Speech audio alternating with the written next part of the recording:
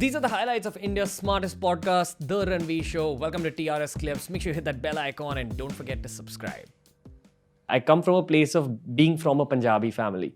So every single Punjabi family is deeply connected to Sikhism in some form. It's either you've grown up going to Gurudwaras, you've grown up with a lot of Sikh friends.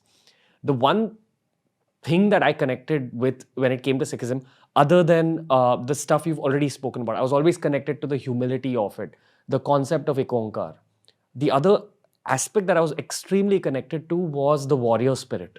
Not to go out and be a part of war, but kind of to wake up with a warrior spirit every day. That no matter what difficulty is in front of me, if I wake up with the spirit of a warrior, it's something I could take on. And that's something that's helped me so much in my own journey of my career, in my own journey of even my meditation, my peace, that I will be able to overcome this, I'll be able to move forward. I'd love to know that warrior kind of aspect of Sikhism. Because even if we talk about the Sikh community in the modern day in India, all Indians owe a lot to the Sikh warrior community. Be it the independence movement, be it before that, when the country was undergoing invasions, the Sikhs were the first line of defense. They're the warriors that go to the forefront. So it was so inspirational for me to just be a Punjabi and kind of know that, okay, these are my brothers, who went there. They're all Indians as brothers. You could kind of look at that from many angles. But on a personal boyhood level, for me, the warrior aspect of everything that Guru Gobind Ji said was so kind of important in shaping up my own mind. So I'd love to know what you have to say about that warrior aspect of Sikhism. It's a beautiful part of the tradition.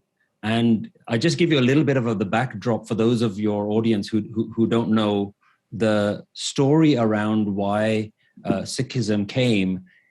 It started with the birth of Guru Nanak in the 1400s.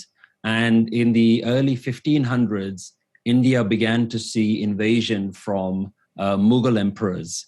So the real Mughal empire into India was around those 1500s, and it started with an emperor called Babur. And what you saw at that time was huge amounts of political divisions, a lot of segregation, a lot of tension.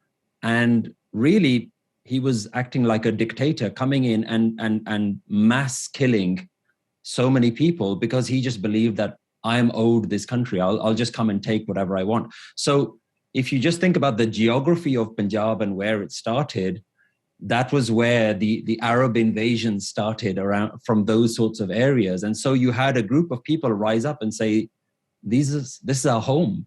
You have to stand up for what you believe. These are our brothers. This is our families. So we have to stand up for these people. And that's really where the whole warrior aspect started from. You mentioned Guru Gobind Singh Ji. One of the key lessons that he teaches about being a warrior, he says, only when every other method of diplomacy has failed, only then should you pick up the sword. And sometimes we think that, sometimes you have quite a negative stereotype of a Sikh. He's always hot-headed and he's always ready to pick out the sword and ready to fight. But actually, that's not the real Sikh. The real Sikh, or the Khalsa, which is this warrior class of the Sikhs itself, is that there are essentially meditators first and warriors second. So when your determination to stand up for injustice, stand up against human rights abuses, when that comes from a sense of peace first, when that comes from a sense of equality that everybody deserves to live a peaceful life, when that comes from a sense of, I may not follow the same religion as you, I may not be of the same traditional background as you, but it's my job to defend your right to live however you want. Everybody deserves to live. And really, you can talk about the Human Rights Act and all of the human rights privileges that we allow ourselves in the world today. These things have been pioneered by some of these warriors who actually said, I'm here to defend you. But it doesn't come from agitation. It doesn't come from anger. It actually comes from love. So when you are loving, then you are in a position that you can help other people. And so the sword that all baptized Sikhs, which we call somebody who has taken Amrit, which is this spiritual initiation. The actual name of the sword that we carry is called Kirpan.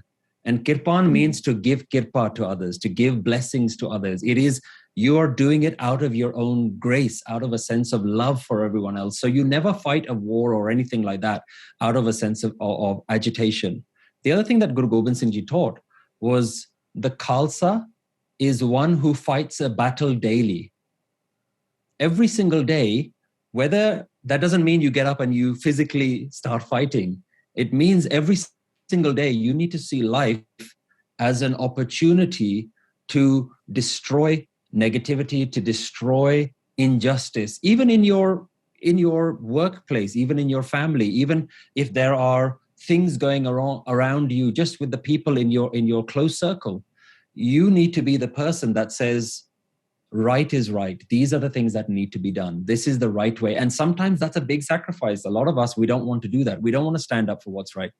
We don't want to agitate anyone. I'm probably the least confrontational person. I hate getting into arguments with anyone. But sometimes it has to come from a place of, am I going to stand here and watch this injustice happen in front of my eyes? Can I be happy with myself allowing that to happen?